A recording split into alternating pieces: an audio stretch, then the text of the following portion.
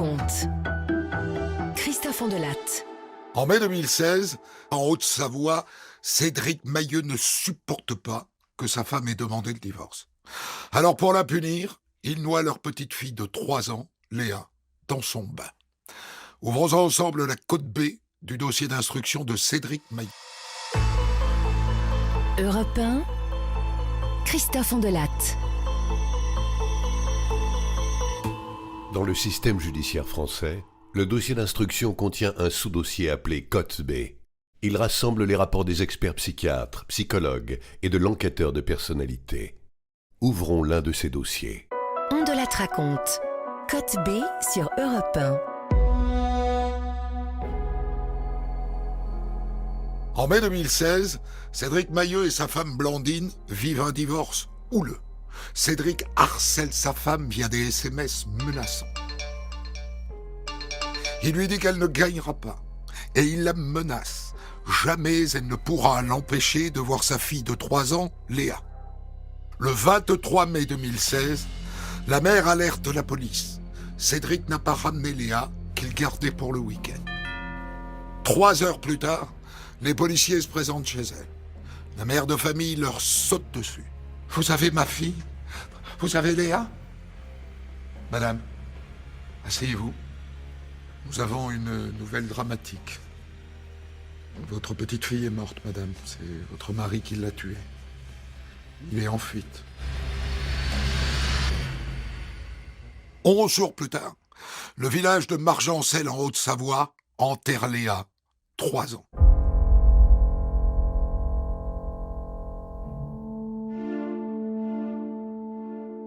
Je suis dans une telle émotion ce jour-là que je regarde pas trop autour de moi. Je suis dans l'église, je me suis mis très en retrait, j'étais tout au fond à l'arrière parce que j'avais du mal à trouver ma place. Maître Luc Interman, avocat de Blandine Guillou. J'avais déjà du mal à être là. C'est la mort d'une enfant que j'ai vue dans mon bureau quelques semaines avant. C'est pas une abstraction, Léa, pour moi. C'est une petite fille qui était là avec ses petites bottes dans mon bureau. Et voilà. Et moi, ce dont je me souviens, c'est le cercueil de Léa. C'est-à-dire une petite fille, petit cercueil blanc. Il y a tout le village qui est là, des gendarmes en civil partout. Moi, je les connais, les gendarmes du coin, je les croise suffisamment en garde à vue. Donc, ils sont tous planqués un peu partout dans la foule, à l'extérieur. Il y a un hélicoptère de gendarmerie, puisqu'à ce moment, on se dit peut-être que Mailleux va se pointer. Il y avait des gendarmes prêts à tout boucler si jamais on le voyait. Enfin, il y avait un gros dispositif de gendarmerie. Ça reste quand même un fait divers marquant pour le Tonneau-les-Bains et les environs. Donc c'est très particulier, l'enterrement d'une petite fille comme ça, déjà psychologiquement c'est pas simple. Quand on est au cœur de l'histoire, c'est encore moins simple. Et quand il y a en plus cette tension-là d'une maman qui peut même pas faire son deuil de façon apaisée parce qu'il y a un gendarme avec elle, parce qu'il y a tout ce dispositif autour, c'est quand même quelque chose de hors norme. Cédric Mailleux, cet homme en cavale depuis 6 mois après avoir tué sa fille de 3 ans, vient d'être arrêté. Il se cachait dans le sud de la France, à la Ciotat, une région qu'il connaissait bien puisqu'il y avait passé des vacances en famille. Cédric Mailleux travaillait dans un restaurant sous l'identité de son cousin. Il n'a opposé aucune résistance lors de son interpellation. Mailleux, parloir, c'est en banneux. Jean-François Julien, avocat de Cédric Mailleux. Après, il dit, moi, je ne savais pas quoi faire. Je suis parti, j'ai fui, sans vouloir fuir, mais pour moi, elle n'était pas morte. Elle dormait. Il n'y a pas de pleurs, il n'y a rien, c'est de l'émotion froide, tout le temps. Mais on sent la peine, mais c'est pas quelqu'un qui va s'effondrer devant nous. Non, il est d'humeur égale. Il dit, j'aimerais bien travailler. Pour l'instant, j'ai pas de travail, mais j'aimerais bien travailler en détention parce que je veux aider la maman de ma fille. C'est assez particulier, puisque c'est pour se venger d'elle quelque part qu'il a tué la petite. Mais voilà, il est dans cette optique-là. C'est assez lunaire, en fait, quand on met en parallèle ce qu'il va un petit peu dire, d'ailleurs, tout au long de cette affaire, et ce qu'on sait qu'il a commis, il y a du paradoxe. C'est une personne avec qui on a du mal à parler, assez avare de ses mots, parfaitement conscient de ce qu'il affirme avoir commis et qui ne cherche absolument pas finalement à se défendre. Tout le mal est en lui et il va pas vouloir le partager. Tout ce qu'on arrive à comprendre, c'est qu'il adorait sa fille, aussi paradoxal que cela puisse paraître, qu'il était toujours très amoureux de la maman de sa fille, mais le reste, j'ai plus appris par le dossier que par sa bouche.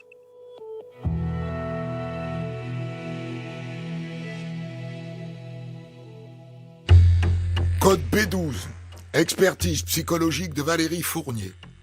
En 2004, Cédric Mailleux rencontre Blandine Guillou, 17 ans, lycéenne et collègue de travail saisonnière, de 8 ans sa cadette. Un an plus tard, Blandine stoppe sa scolarité et elle s'installe en couple avec lui. Leur relation se complique en raison de la conduite alcoolique de M. Mailleux. Comble du bonheur, ils ont cette petite fille qui arrive. Jean-François Julien, avocat de Cédric Mailleux. Et là, c'est reparti, il va refaire une crise, il va réessayer de se sevrer, ça marche pas bien, etc.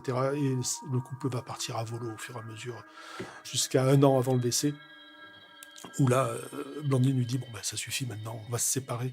Mais la séparation, pour moi, elle n'est pas due à un manque d'amour, elle est due au fait qu'elle n'en pouvait plus de vivre avec lui.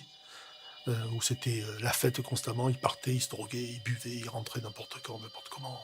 C'est simplement, c'est un problème de descente aux enfers des addictions. C'est un type, il a plongé avec toutes les addictions possibles et inimaginables.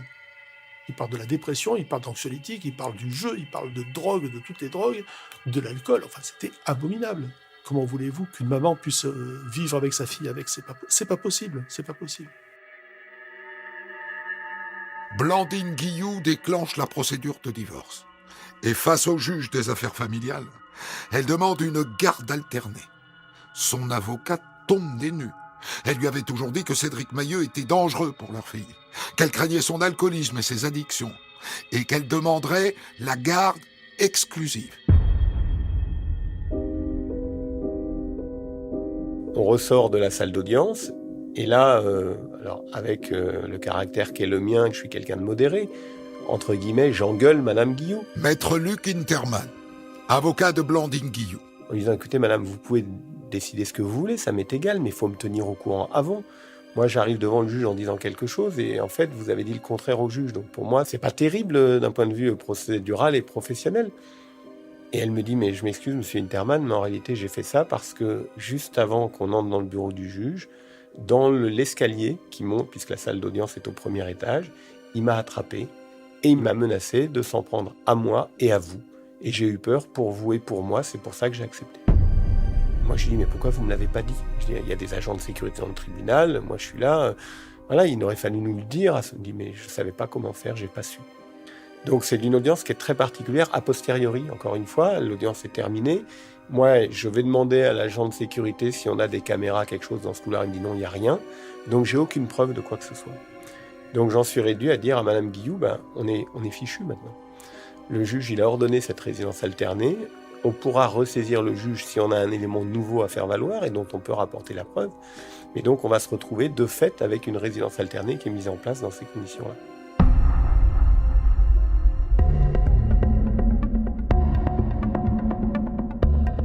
L'élément nouveau, il va arriver quelques semaines plus tard. Madame Guillou va m'appeler en me disant « Il s'est passé un truc ». À savoir que le moment où j'ai dû remettre notre enfant à monsieur Mailleux, on s'est donné rendez-vous à la station-service qui se trouve tout au bout de l'avenue du Général de Gaulle à Thonon-les-Bains. Il est arrivé en voiture avec un ami. J'ai commencé à mettre Léa dans la voiture de monsieur Mailleux. Je me suis rendu compte qu'il était complètement alcoolisé. Donc j'ai repris la petite pour la mettre dans ma voiture et je suis parti. Et là, il a sauté sur le capot de la voiture et un peu comme dans un film américain, il s'est accroché aux essuie-glaces et au haut du capot. Elle m'a dit, il y a un énorme rond-point à cet endroit-là au bout de l'avenue du Général de Gaulle. J'ai fait le tour du rond-point avec monsieur Mailleux sur le capot. Donc c'est effrayant comme situation. J'ai mis un grand coup de frein, il est tombé, je suis parti. Donc je lui ai dit, là on a notre élément nouveau. Après cet épisode, Maître Interman lance une procédure pour que sa cliente obtienne la garde exclusive de Léa. Et il obtient gain de cause. Le juge des affaires familiales confie la garde de l'enfant à sa mère. C'est un huissier qui vient frapper à la porte de Cédric Mailleux pour lui notifier cette décision de justice. Et c'est ça qui provoque son passage à l'acte.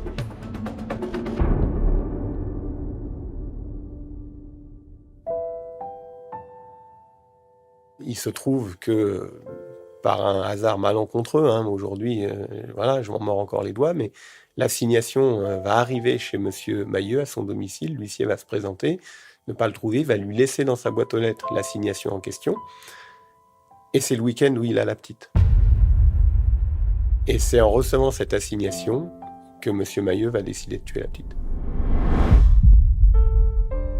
On ne souhaite pas ça à son pire ennemi. Dans mon boulot, quand il vous arrive un truc comme ça, je peux vous dire, ça, vous prenez un coup. Il dit, putain, c'est de ma faute. Et la petite a été là. Donc non, c'est pas marrant. C'est pas marrant. Et puis, mais je vous dis, jamais elle m'en a voulu pour ça. Parce que moi, je lui ai dit, vous savez, Mme Guillou, je m'en veux avec ça. Je lui ai dit ce que je pensais. Je lui ai dit, si j'avais pas envoyé ce truc-là à ce moment-là, il dit, monsieur Taran, vous ne pouviez pas imaginer. Il dit, moi, je pouvais pas imaginer. Donc, je peux pas vous en vouloir de ne pas avoir imaginé un truc que moi-même, j'imaginais pas.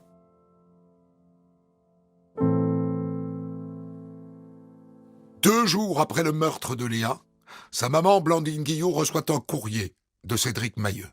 Il est en cavale et il prend un plaisir sadique à la faire souffrir.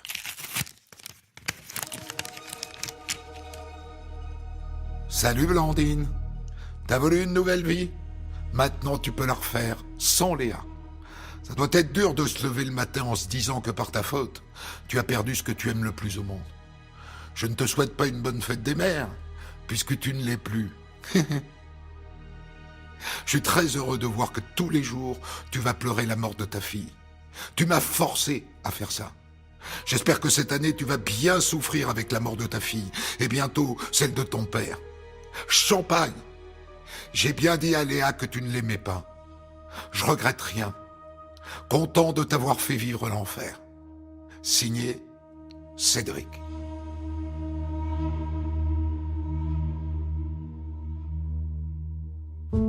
C'est absolument effroyable. Parce que dire dans une lettre, avant de tuer Léa, je lui ai dit que tu ne l'aimais pas, c'est ce qu'il a écrit. C'est une torture pour Madame Guillou. Elle adorait sa fille, elle s'en occupait jour et nuit. Et de se dire que les derniers mots peut-être que Léa a entendus ont été ceux-là, pour elle c'est forcément quelque chose d'atroce. Alors ça a un effet dévastateur psychologiquement. Dire toute personne, un tant soit peu humaine, qui lit ça, ça glace le sang. J'ai immédiatement en tête la chanson de Johnny Hallyday, Requiem pour un fou. Je l'aimais tant que pour la garder, je l'ai tuée. Jean-François Julien, avocat de Cédric Mailleux. Parce que c'est ça. Tu veux me l'enlever, je la tue comme ça, elle est à moi, et puis toi tu l'auras plus. Tu vois ce que tu ressens, c'est ça. C'est ce qu'il lui écrit grosso modo d'ailleurs. Et c'est exactement comme ça qu'il l'a vécu. C'est la lettre de quelqu'un qui souffre atrocement. C'est pas lui qui se tue, il va essayer de se suicider, mais est-ce qu'il le voulait vraiment, j'en sais rien en fait. Non, c'est vraiment le courrier de quelqu'un qui souffre et qui veut faire mal à la maman, pour lui dire, tu vois, vu le mal que tu me fais, je te fais encore plus mal. Sauf qu'au milieu, le mal, il est fait par une petite fille qui meurt.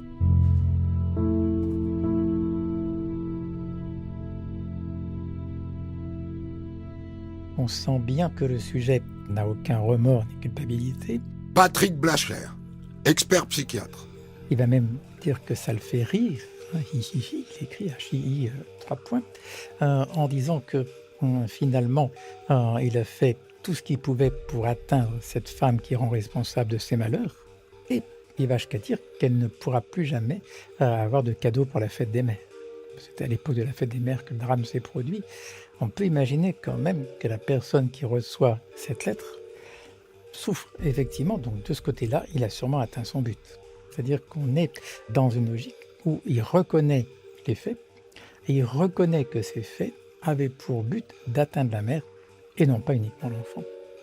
Il est habituel que nous voyons des enfants dans le domaine des violences conjugales mais qui sont des victimes collatérales. Donc on voit des pères qui ont tué leur épouse et qui vont aussi tuer leurs enfants. Et là, dans cette affaire particulière, c'est l'enfant qui a été utilisé comme objet pour atteindre sur le plan psychique la mère. Donc c'est quelque chose qui est très particulier. J'ai fait beaucoup d'expertises dans ma carrière. C'est la première fois où je rencontre cette manipulation, on pourrait peut-être dire perversité, d'aller s'en prendre à un enfant, son enfant, pour atteindre la mère. Code B7, expertise psychiatrique de Patrick Blacher. L'impulsivité est majeure. Cédric Mahieu a été capable d'utiliser sa fille comme un simple objet de vengeance. Lorsqu'il est sous l'emprise de la colère, les capacités d'empathie du sujet sont très réduites. C'est quelqu'un qui manque vraiment de confiance en lui, qui a un profond sentiment de vide qui l'habite et qui a une personnalité extrêmement fragile. C'est-à-dire que lorsqu'il est en couple, il se sert de l'autre comme d'une charpente. C'est ce qu'on appelle les personnalités borderline ou état limite, et l'autre va lui servir de structure. Et à partir du moment où l'autre va être défaillant, ce qui va se passer juste avant le drame, quand il y a cette rupture, et en plus l'abandon programmé par la justice de la fille, là il ne le supporte pas, et donc comme toute charpente qui s'effondre, la structure s'effondre aussi. C'est-à-dire qu'il va s'écrouler quand il se sent abandonné. Donc ce qu'il faut retenir de ses relations avec les femmes, c'est qu'il a une relation extrêmement importante. Est-ce que c'est de l'amour? J'en sais rien, en tout cas qui est passionnelle et massive, en mettant ses partenaires sur un pédestal pour les faire tomber immédiatement en cas d'abandon. Chez lui, c'est on-off, c'est jamais l'eau tiède. En tout cas, moi j'ai affaire, lorsque je rencontre un homme qui a le profil type des hommes violents, psychiquement ou physiquement, avec cette personnalité qui est sensible aux abandons, mais aussi qui est très impulsive. Alors ça peut être un changement de travail du jour au lendemain, ça peut être une tentative de suicide, mais ça peut être aussi un manque de gestion de la colère, une impulsivité qui peut se marquer dans d'autres domaines que la vie de couple. Mais en tout cas, je pense que les faits sont quand même bien de l'ordre de la violence conjugale, puisque à travers la mort de sa fille, et là il l'a écrit, c'est la mère qui voulait l'atteindre. Et que même quand je le vois, il met toujours la mère comme en partie responsable de la mort de sa fille. C'est quand même un paradoxe. C'est-à-dire qu'on sent bien qu'il y a quelque chose de l'ordre de la haine, de la violence et de la colère envers cette femme qui est associé au fait qu'il va commettre.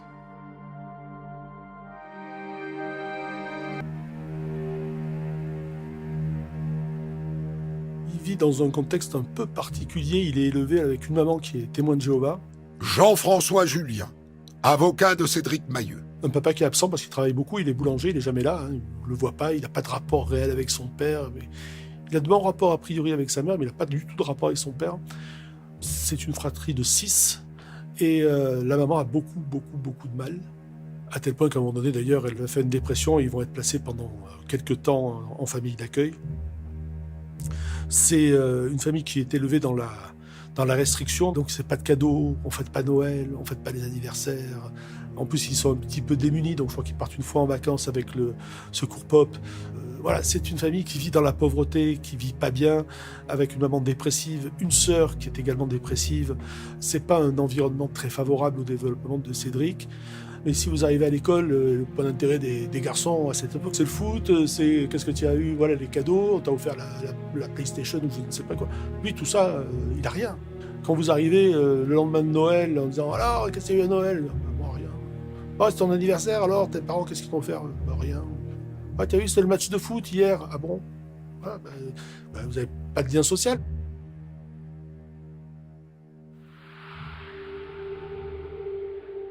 Il raconte une histoire familiale relativement banale auprès d'un couple apparemment uni avec une fratrie qui est effectivement à l'air unie.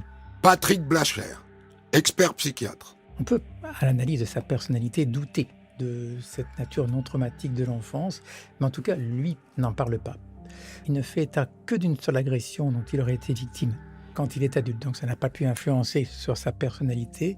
Néanmoins, chez ce genre de sujet, la personnalité aussi fragile, on cherche toujours des personnalités qui ont été marquées par des traumatismes, par des abandons, ne serait-ce qu'une hospitalisation de plusieurs mois ou une absence de la mère ou du père, et on ne retrouve rien, ni dans les pièces du dossier, ni dans les dires du sujet. Donc, ça reste une énigme. En tout cas, lui il dit qu'elle a une famille banale, aimante, et il n'y a aucune raison qu'on ne croit pas. Code B9, enquête de personnalité d'Harmonie Costatia.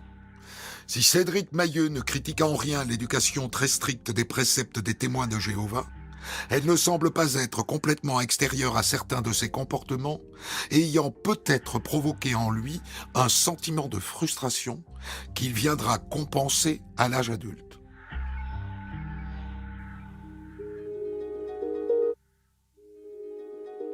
Au niveau de ses études, il raconte d'importantes difficultés que l'on peut d'ailleurs mettre en évidence quand on l'évalue sous forme de test. Donc il est capable de faire une opération, une soustraction, une division. Il n'est pas débile pour parler clairement, il n'est pas déficient intellectuel, mais il reste fruste. Il a du mal à s'exprimer, il a un vocabulaire qui est assez limité dans sa richesse. Il a quand même été capable de s'insérer dans le milieu professionnel. Il aurait eu un CAP de cuisine, je n'ai pas été vérifié, mais c'est ce qu'il dit. Et par contre, il a été capable à plusieurs reprises, et le curriculum vitae l'établit, de travailler en milieu ordinaire, y compris à l'étranger, sur Suisse, sans rencontrer trop de difficultés, en tout cas sans être licencié pour incompétence professionnelle. Code B12. Expertise psychologique de Valérie Fournier. Cédric Mailleux débute sa vie amoureuse à 18 ans par la rencontre d'une première femme 2 ans plus âgée que lui. Le couple emménage ensemble rapidement. Elle va être enceinte. Lorsqu'il va chez sa mère pour annoncer qu'elle est enceinte, il va trouver sa sœur qui venait de prendre des cachets pour faire une TS. Derrière, sa compagne fait une fausse couche.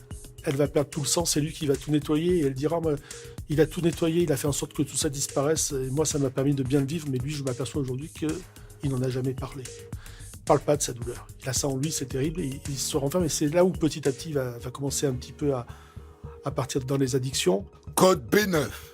Enquête de personnalité d'Harmonie Costatia. 1 an après sa fausse couche, la compagne de M. Mailleux tombe enceinte à nouveau. Elle décrit M. Mailleux comme étant très inquiet durant toute la grossesse. Il a peur qu'elle perde l'enfant de nouveau. Et il confie que même après la naissance, il a constamment eu peur pour sa fille. Cédric Mailleux a 25 ans quand il tombe fou amoureux de Blandine Guillot, qui est beaucoup plus jeune.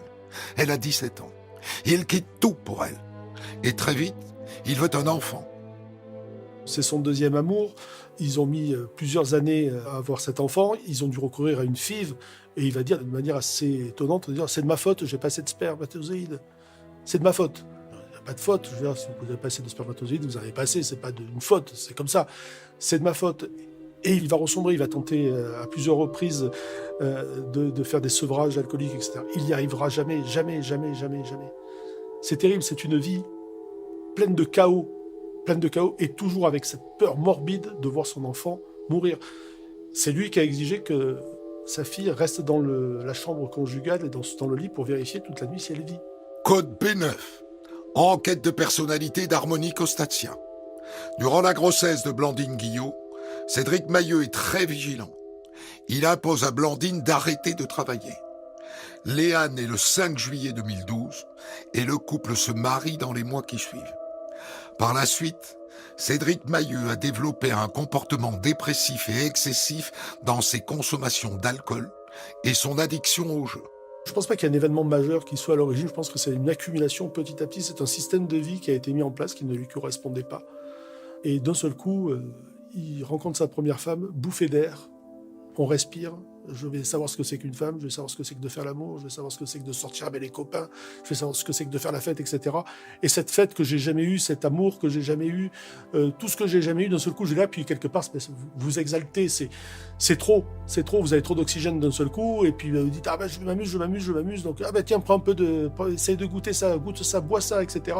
Et petit à petit, c'est-à-dire qu'il passe à 180 degrés d'une vie qui est d'une austérité monacale à une vie qui est une vie de débauche, quasiment. Et quand vous avez une personnalité émotionnellement labile, vous êtes essentiellement marqué par une tendance à l'impulsivité, avec une vulnérabilité aux abandons, une tentative désespérée de retrouver tout ce qui vous manque, souvent un sentiment de vide, une vulnérabilité aux conduites addictives, c'est-à-dire que la personne borderline, c'est quelqu'un qui est en déséquilibre. Donc pour tenir en équilibre, il faut qu'il s'appuie sur une béquille, ça peut être l'autre, ou au contraire, comme il est en déséquilibre, il faut qu'il aille très vite. Et parfois, ça peut être aussi l'alcool qui lui sert aussi de deuxième béquille. Donc on est dans une personnalité qui apparemment apparaît comme normale, mais qui est extrêmement fragile. Mais on s'en rend compte que dans les périodes où justement il y a une déstabilisation, soit par des effondrements dépressifs, soit par des conduites à risque, soit par des tentatives de suicide, soit par ses réactions abandonniques, comme ça a été le cas pour M. Mahieu. Mais chez lui, il y a quand même une dimension un peu particulière, cette dimension jouissance de la souffrance qui pourrait faire penser à un autre type de personnalité qu'on appelle narcissique, c'est-à-dire où la personne n'a aucune empathie pour les autres.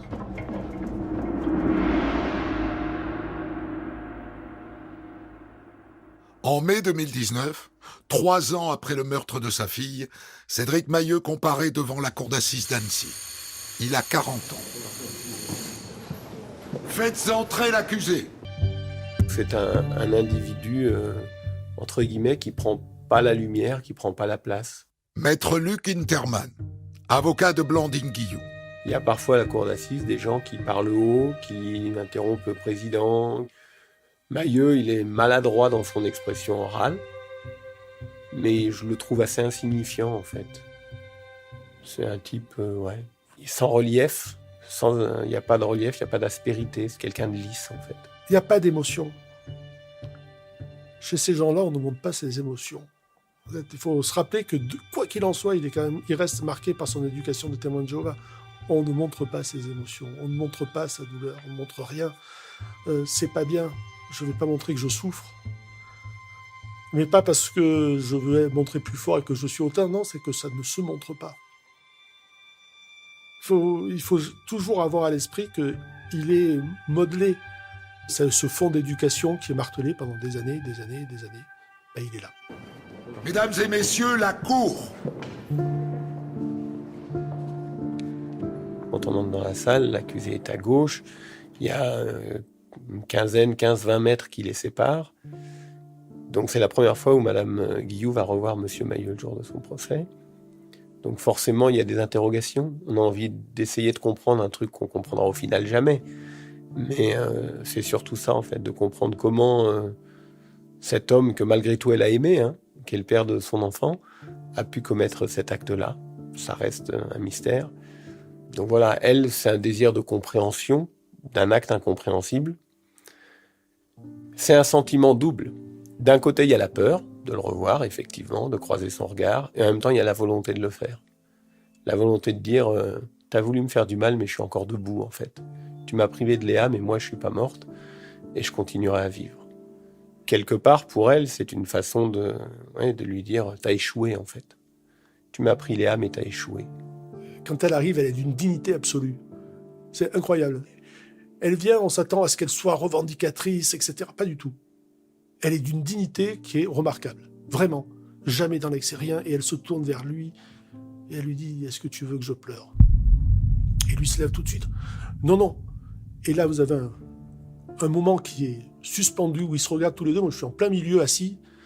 Et les énergies se percutent et on se dit « Mais qu'est-ce que vous voulez dire à cette jeune femme ?» Surtout, pas de questions. Pas de questions. Laissons-les à leur peine à tous les deux, parce que c'était terrible.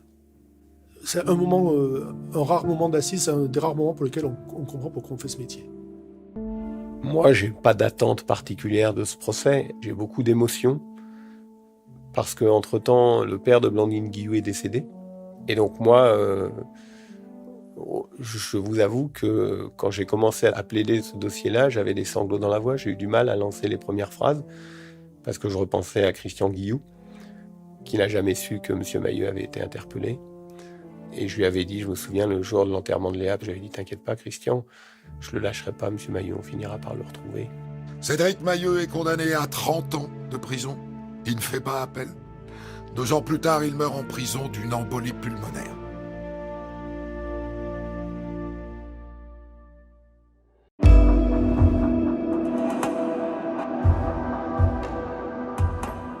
Ainsi se termine ce numéro dont de la raconte dans sa version Côte B.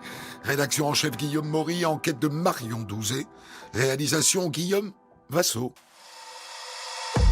Retrouvez On de la raconte Code B tous les vendredis et samedis dès 6h sur votre plateforme de podcast.